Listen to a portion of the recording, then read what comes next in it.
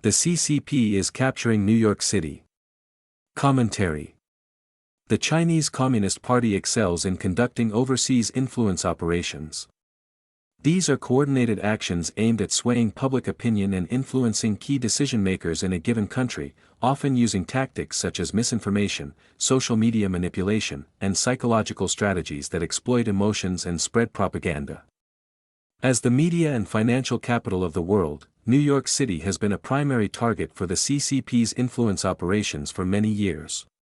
New York is the American city with the largest ethnic Chinese population, with more than 700,000 residents, concentrated in areas such as Flushing in Queens, Manhattan's Chinatown, and Brooklyn.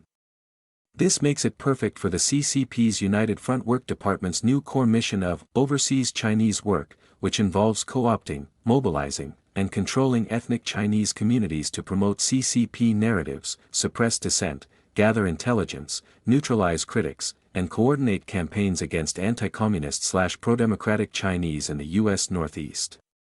Let us examine the ramp-up in UFWD operations in New York City during Xi Jinping's tenure as Chinese leader. Molding the UFWD into a magic weapon. Xi had big plans for the United Front Work Department, seeking to centralize party control over political, religious, ethnic, and overseas Chinese affairs. He personally attended the Central United Front Work Conference, held in Beijing in May 2015. This event marked the first time in 9 years that a major national-level United Front conference was convened, and notably the first to be elevated to central status rather than just national. Attendees included senior CCP officials, provincial and ministerial authorities, military representatives, and others involved in United Front affairs. In resurrecting Mao Zedong's description of United Front work as an important, magic weapon, for the CCP to realize the Chinese dream of national rejuvenation, she discussed new challenges, such as managing overseas Chinese affairs and the urgency of making the United Front a whole-party responsibility. As a clear indication that she meant business, after the conference, the first-ever party regulation specifically governing United Front affairs was published, the Provisional Regulations of the Communist Party of China on United Front Work. The mission of the UFWD was further reformed and expanded through institutional changes made at the third plenary session of the 19th Central Committee of the Chinese Communist Party in February 2018. Specifically, the UFWD was given unified leadership over the State Ethnic Affairs Commission while absorbing the Overseas Chinese Affairs Office and the State Administration for Religious Affairs into the UFWD. The result was achieving Xi's goal of centralizing CCP leadership over United Front work, ethnic and religious affairs, and the Chinese overseas diaspora. Within the 12 bureaus of the UFWD, 2 bureaus divide the responsibilities of the former OCAO. The 9th Bureau is officially known as the Overseas Chinese Affairs General Bureau. Its primary function is overall coordination and strategy of influence operations throughout the Chinese diaspora by building and maintaining relationships with overseas Chinese communities, promoting loyalty to the CCP among Chinese diaspora, mobilizing these communities to support CCP goals such as opposition to Taiwan secessionist forces, overseeing cultural exchanges and people-to-people diplomacy, and coordinating with overseas friendship associations, and other United Front-linked groups. The 9th Bureau coordinates closely with the 10th Bureau, which focuses on more specific operational aspects of influence operations, including media, propaganda, cultural/educational programs, youth exchanges, and other targeted activities among the estimated 60+ million overseas Chinese. Note, the near-identical names of the 2 bureaus signal that they are complementary components of the CCP's intensified, highly coordinated overseas United Front effort. UFWD at work in NYC. The Big Apple has sustained many Chinese influence operations since the CCP refocused the UFWD's mission beginning in 2015. Here are just a few of them. The UFWD routinely tries to influence New York-based media along at least 3 lines of propaganda, promoting the One China principle, suppressing any accusations of Chinese human rights violations, and supporting all CCP policy statements from Zhongnanhai. From January 2019 to October 2021, state-run China Daily paid at least $7 million to print and online publications, including the New York Times, to carry its pro-CCP propaganda. These inserts, often labeled as China Watch, promoted positive views of the CCP and China-US relations while even occasionally disguising them as news articles.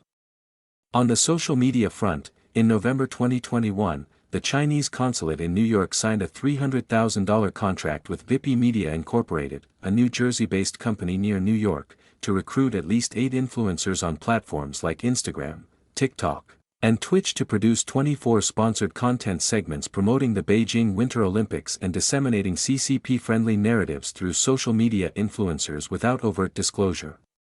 UFWD-friendly organizations, such as the Asian American Community Empowerment and the Coalition of Asian Americans for Civil Rights in Queens, have hosted receptions for UFWD delegations while extending so-called community services to overseas Chinese. United Front work is a whole-of-government mission. The UFWD has co-opted local civic groups to assist in carrying out repressive activities in the United States. One example is the America Changal Association, which housed a secret CCP police station in New York City that the FBI raided in October 2022. The Ministry of Public Security established the so-called police station through China's Fuzhou Public Security Bureau as another example of a whole-of-government mission.